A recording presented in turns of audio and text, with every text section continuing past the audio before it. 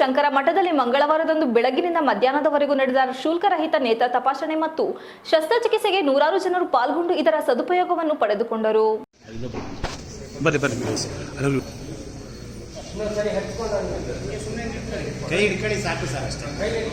ಬನ್ನಿ.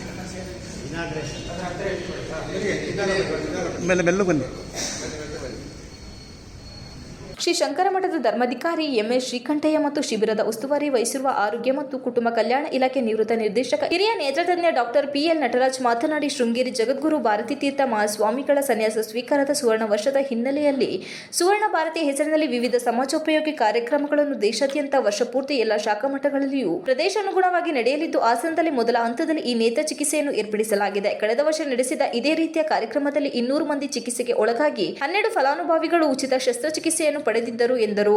ಅನುಭವಿ ನೇತ್ರತಜ್ಞರ ತಂಡ ನೇತ್ರ ಪರೀಕ್ಷೆ ನಡೆಸಿ ಶಸ್ತ್ರಚಿಕಿತ್ಸೆಗೆ ಅರ್ಹರನ್ನು ಆಯ್ಕೆ ಮಾಡಿ ಬೆಂಗಳೂರಿಗೆ 22ರಂದು ಕಳಿಸಿಕೊಡಲಿದೆ ಎಂದು ಹೇಳಿದರು.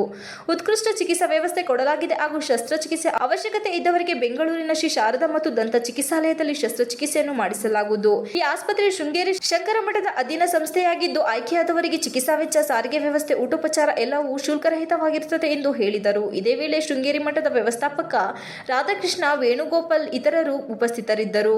ವಿಚಾರವನ್ನು ಮಾಧ್ಯಮಗಳ ಮೂಲಕ ನಾವು ಪ್ರಾರ್ಥಿಸಿಕೊಂಡಾಗ ಅವರ ಪ್ರಕಟಣೆಯಂತೆ ನೂರಾರು ಜನ ತಾವುಗಳಲ್ಲಿ ಸೇರಿ ನೆರವೇರಿಸಿದಿರಿ.